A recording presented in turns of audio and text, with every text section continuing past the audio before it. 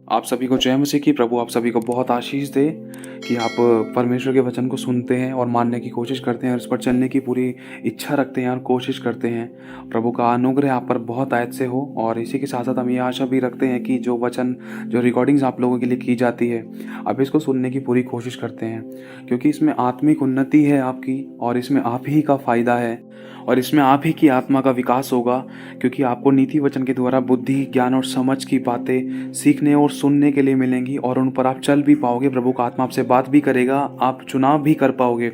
और इसी के साथ साथ जिन लोगों के पास समय ज़्यादा नहीं होता, जो बिजनेसमैन है, वो फ़ोन में भी पढ़ने की पूरी कोशिश करें 10 से 15 मिनट।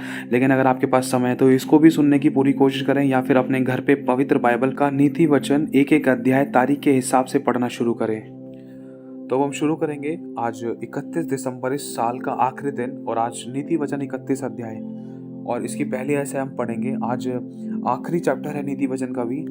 मैं विश्वास करता हूँ कि परमेश्वर की आत्मा ने आपको बहुत कुछ बुद्धि और ज्ञान और समझ की बातें सिखाई हैं, और इनको पढ़ने के द्वारा आपकी लाइफ में बहुत अद्भुत चेंजेस हुए हैं और आगे दिखाई देंगे भी और होंगे भी जब जब आप इनको पढ़ोगे। ये मत सोचना कि सिर्फ ये एक ही बार के लिए था। रोजाना हर एक दिन, पूरे साल इन चीज़ों को, इन चैप्टर्स को एक एक दिन के अनुसार पढ़ना। प्रभु का आत्मा आपसे बात करेगा, आपको सिखाएगा, बहुत कुछ आपको सीखने के लिए मिलेगा। बहुत बार आप ठोकर खाने से बचोगे, और बहुत बार दूसरों को सिखा और समझा पाओगे, और खुद बच पाओगे, और प्रभु को प्रसन्न भी कर पाओगे।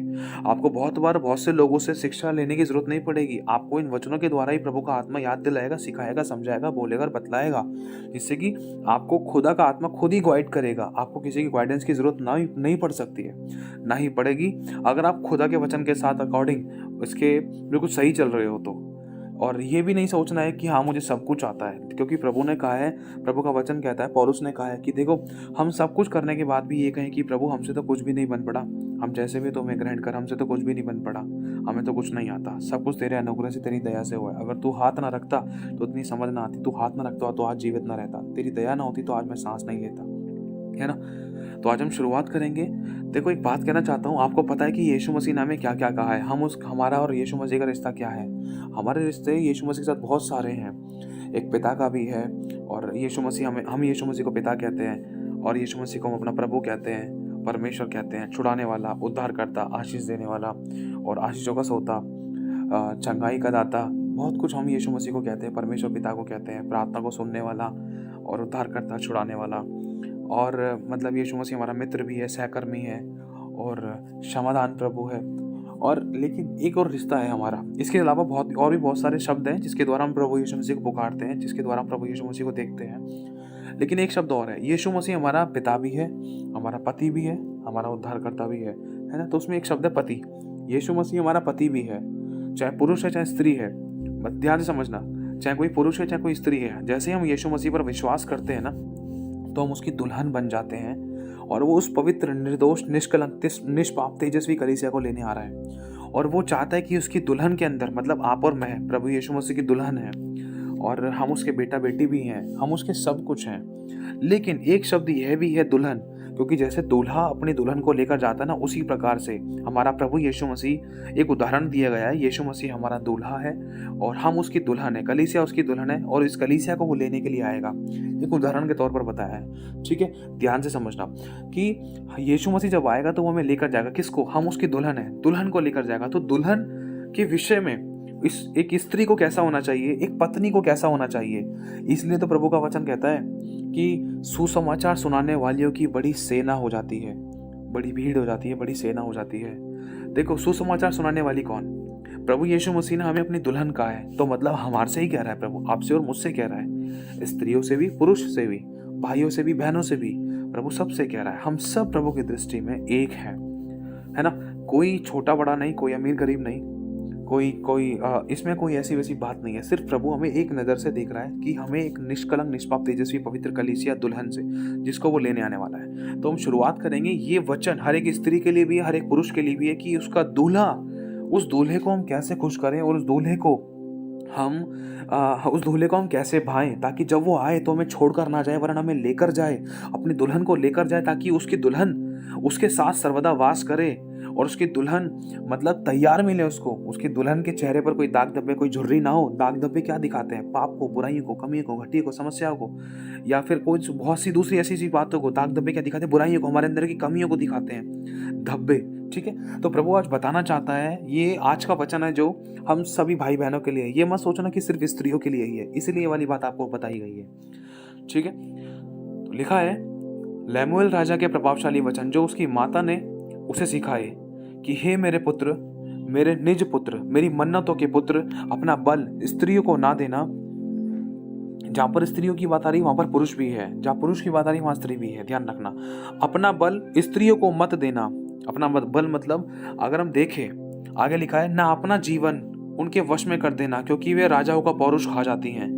कहने का मतलब लड़का ना तो लड़की के साथ व्यभिचार करे और लड़की ना तो लड़के के साथ व्यभिचार करे। कोई किसी के साथ व्यभिचार करे ही नहीं, चाहे लड़का लड़के के साथ की बात हो, चाहे लड़की लड़की के साथ की बात हो, व्हाटएवर, कुछ भी हो। लेकिन प्रभु यहाँ पर एक बात बताना चाहता है कि अगर कोई भी ऐसे शारीरिक संबंध या व्यभिचार करता है तो उनकी ताकत, उनकी सामर्थ्य है ना, वो दुष्ट आत्माएं खा जाती हैं, जिसके कारण आप लोग जीते हो, जिसके कारण आपको हिम्मत और बल और सामर्थ्य मिलती है। और आत्मिक रूप से, शारीरिक रूप से वो आपको ऐसा गिरा, वो मतलब वो कमजोर कर देती है एक मनुष्य जाति को, कि जैसे ही इंसान व्यभिचार में गिरता है तो वो उठना उसका बहुत मुश्किल होता है। लेकिन खुदा चाहे तो उठा सकता है, लेकिन जब सामने वाला पश्चाताप करके अपने पापों को मान ले और छोड़ दे तो उस पर दया की जाएगी। लिखा है अपना बल स्त्रियों को ना देना, ना अपना जीवन उनके वश में कर देना, क्योंकि वो जो राजाओं का पौरुष खा जाती हैं। हे लेमुएल राजा, हे लेमुएल, राजाओं का दाख मधु पीना उनको शोभा नहीं देता और मदिरा का चाहना रईसों को नहीं फपता। ऐसा ना हो कि वे पी कर व्यवस्था को भूल जाएं और किसी दुखी के हक को मारे। मदिरा उसको पिला जो मरने पर है, और दाख मधु उदास मन वाले को ही देना, जिससे वे पीकर अपनी दरिद्रता को भूल जाए और अपने कठिन श्रम फिर स्मरण ना करे। गूंगे के लिए अपना मुंह खोलना और सब अनाथों का न्याय उचित रीति से किया करना। प्रभु कह रहा है जो गूंगा है, मतलब जो अपने न्याय के लिए लड़ नहीं पा रहा है, जो भलाई के लिए कुछ बोल नहीं पा रहा है, वो गूंगा है। जो शारीरिक रूप से और जो शब्द वैसे भी दूसरी तरफ से भी गूंगा है, जो लड़ नहीं पा रहा है कि मैं कुछ नहीं कर सकता, उन लोगों के लिए अपना मुंह खोलना। प्रभु चाहता है खोले मुंह, कि उनके फेवर में बोले और सच्चाई का साथ दे और सच्चा न्याय करें। और सब अनाथों का न्याय उचित रीति से किया कर। सब अनाथों का न्याय, जिनका कोई नहीं है, उनका परमेश्वर है। और परमेश्वर ने अगर आपको और मुझे दिखाया ऐसे लोग, तो उनका हमें फेवर करना है, वो भी भलाई के कामों के लिए फेवर करना है, गलत कामों के लिए नहीं, उचित रीति से सच्चा न्याय करना है। और आगे लिखा है अपना मुंह खोल और धर्म से न्याय कर और दीन दरिद्रों का न्याय कर। भली पत्नी कौन पा सकता है, क्योंकि उसका मूल्य मूंगों से भी बहुत अधिक है। उसके पति के मन में उसके प्रति विश्वास है। इस बात को ध्यान से समझना, भली पत्नी ये पुरुष और स्त्री दोनों के लिए है। मतलब यहाँ पर प्रभु हमसे कह रहा है, हमें, अगर हम यीशु मसीह की पत्नी हैं तो लिखा है क्योंकि उसका मूल्य मूंगों से भी बहुत अधिक है। उसके पति के मन में उसके प्रति विश्वास है। क्या परमेश्वर को, आपको और मुझ पर विश्वास, परमेश्वर का विश्वास क्या आपके ऊपर या मेरे ऊपर है? अगर हम उसकी पत्नी हैं, अगर हम उसकी देह हैं, अगर हम उसकी कलीसिया हैं, अगर हम उसकी पत्नी हैं, अगर हम उसके सच्चे विश्वासी हैं, तो क्या खुदा का विश्वास आपके ऊपर, मेरे ऊपर है? कि खुदा ने आपके ऊपर जो भरोसा रखा है, जो काम करने के लिए उसने कहा है, क्या हम वो काम कर रहे हैं? क्या हम विश्वास योग्यता दिखा रहे हैं या नहीं दिखा रहे? ये हमें जांचना है। अगर नहीं दिखा रहे ना कहीं दाग धब्बे झुर्रियां थी, और वो तैयार दुल्हन को ही लेकर जाएगा।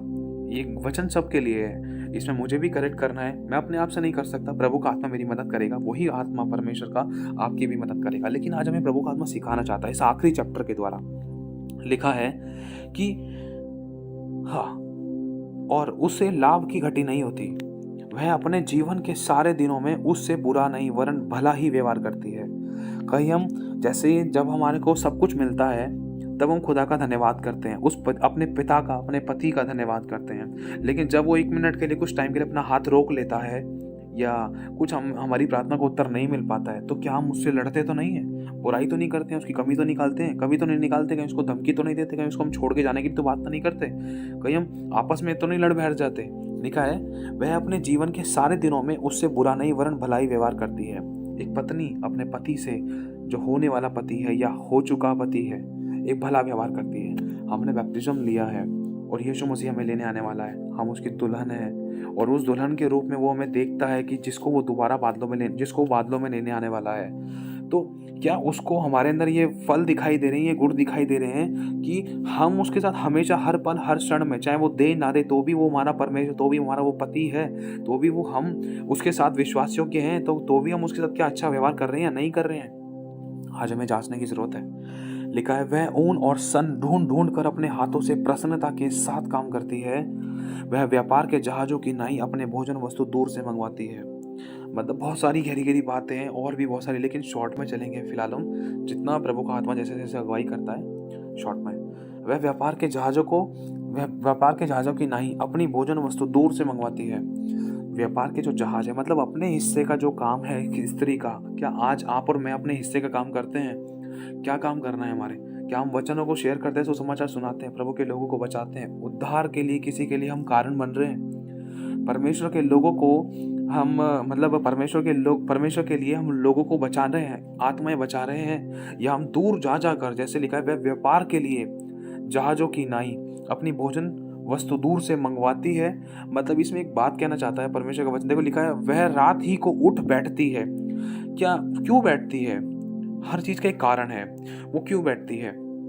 एक स्त्री, आपको पता है कि जो प्रार्थना वाली स्त्री होती है, वो अपने घराने के लिए, अपने पति के लिए, अपने बच्चों के लिए रात भर प्रार्थना करती है, आंसू बहाती है।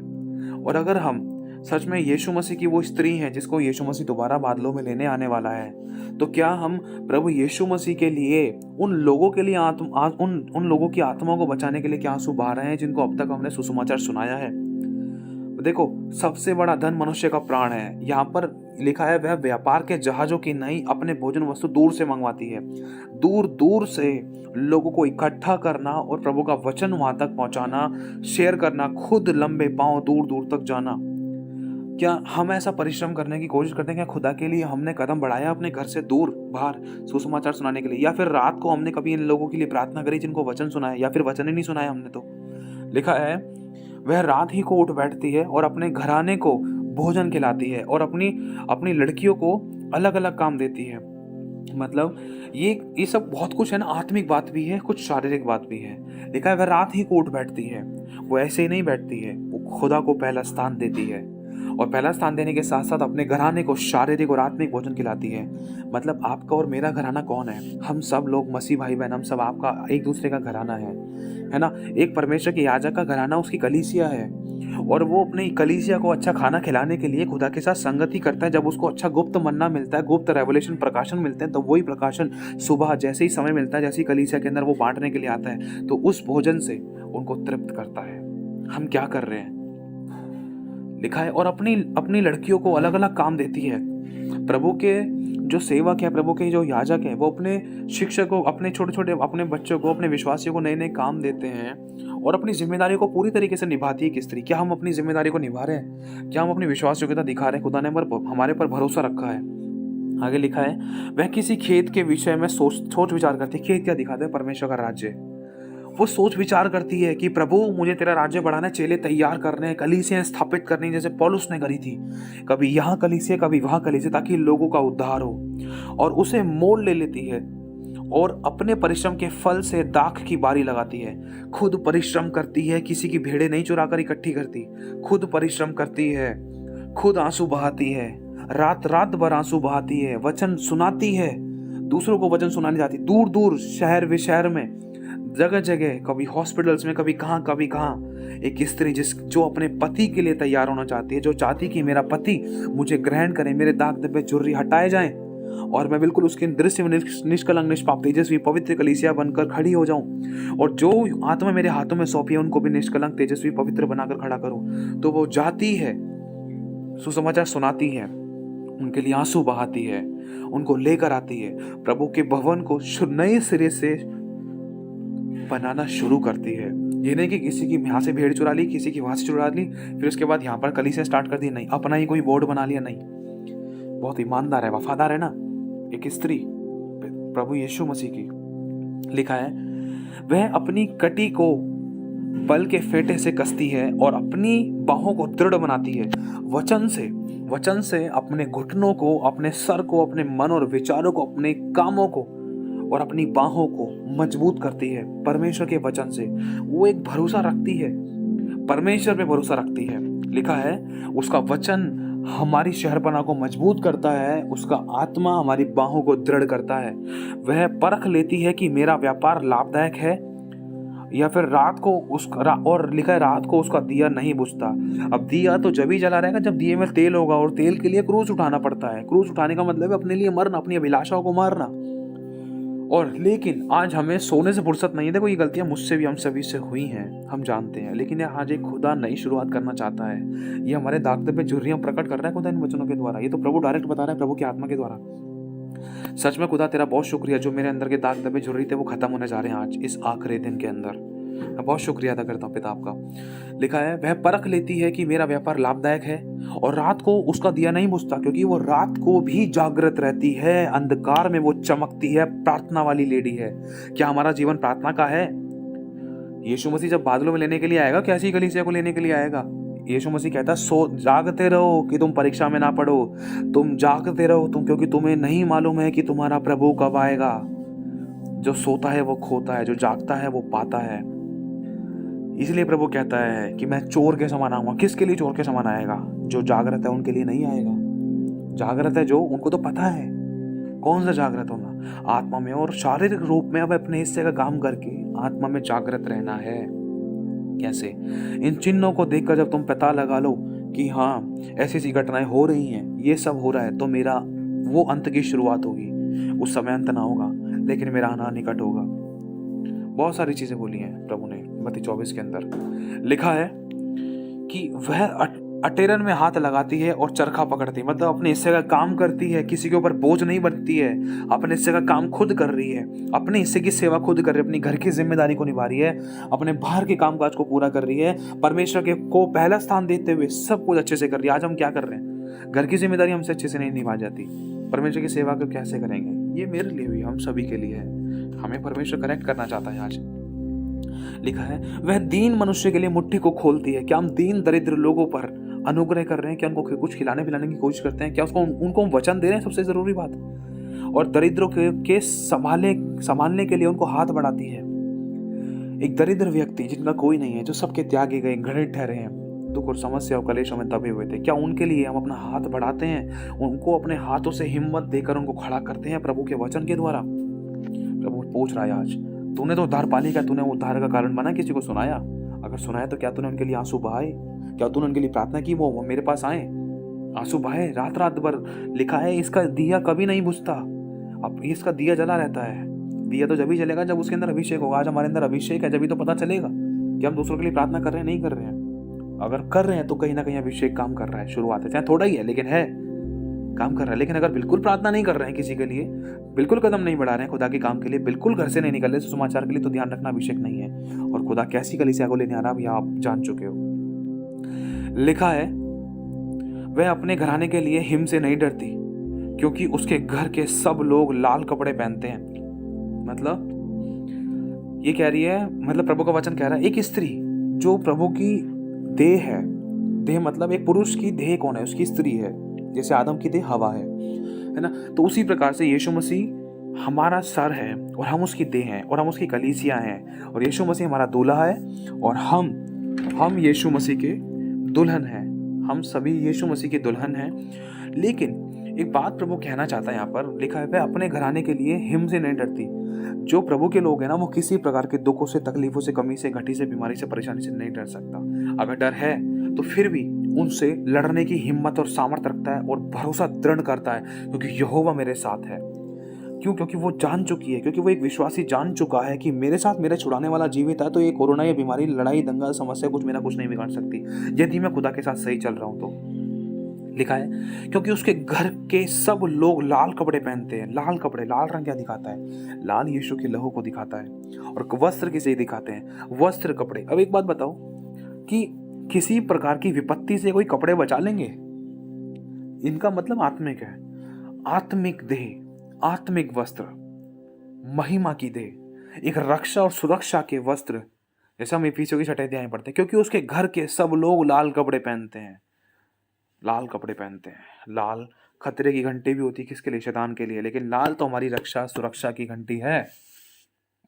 यीशु का लहू है लाल, और यीशु के लहू के वस्त्र, यीशु के वस्त्र, यीशु के लहू को हमने शरीर पर लगा लिया, समझ लो यीशु को पहन लिया। लिखा है वह तकिए बना लेती है, उसके वस्त्र सूक्ष्म सन और बैंगनी रंग के होते हैं। जब उसका पति सभा में देश के पुरनियों में के संग बैठता है तब उसका सम्मान होता है। क्या आज हमारे प्रभु का इज्जत मान सम्मान हो रहा है, या फिर हमने ही इज्जत मान सम्मान दोबारा खाया दूसरों को खुश करने के चक्कर में? आज बात सारी ये है कि हमारा पति, हमारा परमेश्वर, हमारा यीशु, हमारा यहोवा, हमारा प्रभु, क्या हमने उसको इज्जत मान सम्मान दिया है, या फिर एक एटीएम बना के रखा है हमने बस उसको? ये हमारे हाथों में है। खुदा किस दुल्हन को लेने के लिए आ रहा है, दाग दब हटाना जरूरी है। लिखा है वह सन के वस्त्र बनाकर बेचती है और व्यापारी को कमरबंद देती है। वह बल और प्रताप का पहरावा पहनने रहती है और आने वाले काल के विषय हंसती है। मतलब बल और प्रताप का पहरावा पहनती है। बल और प्रताप का पहरावा, बल परमेश्वर की सामर्थ का, परमेश्वर इस स्त्री का बल है, परमेश्वर आपका बल है, मेरा बल है। और लिखा है पहरावा पहनती है। प्रताप मतलब बहुत सच्चे, न्यायी और पवित्रता के कारण एक भय योग्य कि कोई फालतू में कोई गलत व्यवहार मेरे से करने की सोच भी नहीं सकता, क्योंकि उसको पता है कि मैं कितनी परमेश्वर का आज्ञाकारी हूँ, कितने अधीन हूँ। और आने वाले काल पर, आने वाली घटी पर, आने वाले कंगाल पर हंसती है। अरे मेरे साथ कुछ नहीं होगा, यहोवा मेरे साथ रहता है, मेरा विश्वास प्रभु पे मजबूत है। ऐसी स्त्री प्रभु लेने आ रहा है। लिख रहा है कि 26वीं आयत में वह बुद्धि की बातें बोलती है। अब एक स्त्री के अंदर बुद्धि की बातें सोचो, एक बुद्धिमान स्त्री के बारे में बताया जा रहा है यहाँ पर। बुद्धि उसे मिलती है जो परमेश्वर का डर रखता है, ये वचन कहता है। जिसके अंदर परमेश्वर का डर नहीं है उसके अंदर बुद्धि नहीं है। वो बुद्धिमान व्यक्ति नहीं है, बुद्धिमान स्त्री नहीं है, वो बुद्धिमान यीशु मसीह की दुल्हन नहीं है जिसके अंदर परमेश्वर का डर नहीं है। और डर का मतलब क्या होता है? परमेश्वर का डर रखने का मतलब होता है बुराई से बैर करना ही परमेश्वर का डर रखना है। झूठ, चुगली, निंदा, दोष लगाना, बुराई करना, कमियां निकालना, ठट्ठा करना, अनादर करना, वचन को हल्के में लेना, ये सब बातें, इन सब बातों से एक परमेश्वर की सच्ची दुल्हन, विश्वासी सच्ची कलीसिया इन सब बातों से बैर करेगी। वो बुद्धिमान स्त्री है जिसको यीशु लेने आ रहा है। बुद्धिमान पत्नी, दुल्हन, वह बुद्धि की बातें बोलती है। बुद्धि होगी जब तो बुद्धि की बातें बोलेगी। अब बुद्धि का मतलब परमेश्वर का डर रखने का मतलब बुराई से बैर करना, मतलब गलत काम में हमेशा नो करना, सही काम के लिए, परमेश्वर की आज्ञा का पालन के लिए हमेशा यस करना। और उसके वचन कृपा की शिक्षा के अनुसार होते हैं। Very good, thank you Lord. लिखा है वह अपने घराने के चाल चलन को ध्यान से देखती है। अपने घराने, कलीसिया में जो लोग हमें दिए हैं, आपके हाथों में परमेश्वर ने कुछ लोग दिए हैं विश्वासी, आप उनके चाल चलन को अच्छे से देखोगे। जहाँ गड़बड़ी थी वहाँ वचन की शिक्षा के अनुसार, परमेश्वर के वचन के अनुसार आप उनको दृढ़ता से बताओगे, सिखाओगे, समझाओगे। और अपनी रोटी बिना परिश्रम नहीं खाती। हम विश्वास योग्य हमें बनना है। चोरी की, झूठ की, बुराई की रोटी हमें नहीं खानी है, फरेब की रोटी नहीं खानी है। ईमानदारी की रोटी अपने परिश्रम करके प्रभु हमें देता है। लिखा है उसके पुत्र उठ कर उसको धन्य कहते हैं। उसका पति भी उठकर उसकी ऐसी प्रशंसा करता है। क्या ऐसी प्रशंसा करता है? कि बहुत सी स्त्रियों ने अच्छे अच्छे काम तो किए, परंतु तू उन सबों में श्रेष्ठ है। बोलो आमेन। बोलो मैं परमेश्वर की पत्नी हूँ, चाहे यहाँ भाई भी हो, मैं भी बोलता हूँ, क्योंकि हम परमेश्वर यीशु मसीह की दुल्हन है ना। तो बोलो कि हाँ प्रभु, तेरा ही वचन कहता है कि तूने कहा है कि मैं सबों में श्रेष्ठ हूँ। लेकिन एक बात कह रहा है कि उसके पुत्र उठ कर उसको धन्य कहते हैं। मतलब जहाँ प्रभु ने हमें इस्तेमाल किया है, हमारे आत्मिक पुत्र, आत्मिक पुत्रियाँ उठ कर हमको धन्य कहते हैं। धन्य है बहन, धन्य है भाई आपकी। अगर आप परमेश्वर के वचन को नहीं जानते तो आज मुझ पर नहीं, मेरे पास नहीं पहुँचता। अगर आज मैं यीशु को नहीं जानती ना, आपके द्वारा अगर मैं नहीं जान पाती तो आज मेरी ज़िंदगी बर्बाद हो जाती है, ऐसा हो जाता, वैसा हो जाता, पता नहीं कुछ बचता नहीं बचता। लेकिन प्रभु ने आपको मेरे पास भेजा। आप धन्य हो मेरी बहन, आप धन्य हो मेरे भाई, आप वो दुल्हन हो मेरी बहन, मेरे भाई। लिखा है कि वो दूल्हा, अब वो परमेश्वर, वो सच्ची स्त्री, बुद्धिमान स्त्री की महिमा कैसे कर रहा है? क्यों? क्योंकि वो बुद्धिमान है, प्रभु का डर रखती है, प्रभु का आगे का पालन भी कर रही है, और वचन भी सुना रही है। उनके लिए आंसू भी बहा रही है और रोती भी है। किस बात के लिए? कि उनकी आत्माएं बचाई जाएं, जो भेड़ें उन उन बहनों के, उन भाइयों के हाथों में सौंपी हैं, वो आँसू बहाते हैं। और प्रभु उन्हीं के बारे में कह रहा है, देख बहुत से स्त्रियों ने अच्छे काम तो किए, परंतु तू उन सबों में श्रेष्ठ होगी, श्रेष्ठ है। शोभा तो झूठी है, सुंदरता व्यर्थ है। जो व्यक्ति या कोई भी पुरुष या स्त्री को कह रहा है प्रभु, जो इंसान अपनी झूठी शोभा में जीता है या अपने आप को ज़्यादा सुंदर दिखाता है, तो प्रभु कह रहा है शोभा तो झूठी है, सुंदरता व्यर्थ है। लेकिन जो स्त्री यहोवा का भय मानती है, उसकी प्रशंसा की जाएगी। मतलब जो स्त्री यहोवा के डर में चलती है, प्रभु के पवित्रता, सच्चाई, खराई में चलती है, अपने आप को खुदा के लिए तैयार करती है और दूसरों को भी तैयार करती है खुदा की महिमा के लिए, और पवित्रता के मार्ग पर खुद चलती है, दूसरों को भी पवित्रता के मार्ग पर चलाती है, वरन खुदा के वचन को इज्जत देती है, खुदा का नाम संसार में फैलाती है, खुदा के वचन को दृढ़ता से सबके सामने एक्सेप्ट करती है, स्वीकार करती है, वो चाहे पुरुष हो चाहे स्त्री हो। तो प्रभु कह रहा है, जो स्त्री यहोवा का भय मानती है, उसकी प्रशंसा की जाएगी। उसके हाथों के परिश्रम का फल उसे दो और उसके कार्यों से सभा में उसकी प्रशंसा होगी। बोलो आमीन। बोलो, मैं परमेश्वर की वो पत्नी हूँ जिसे प्रभु दोबारा बादलों में लेने आने वाला है। प्रभु मुझे करेक्ट कर रहा है, मुझे सिद्ध और प्रसिद्ध और परफेक्ट कर रहा है। चलो एक छोटी सी प्रार्थना करते हैं। प्रभु यीशु, अपने आप को तेरे इन सभी बच्चों को तेरे लहू में ढांपता हूँ पिता, तेरे लहू के बारे में कवर करता हूँ मेरे खुदा। जो भी तेरे बच्चों ने अब तक ये नीति वचन सुने हैं प्रभु, मैं चाहता हूँ इनकी बुद्धि और आत्मा, इनकी समझ तुझ में विकसित हो।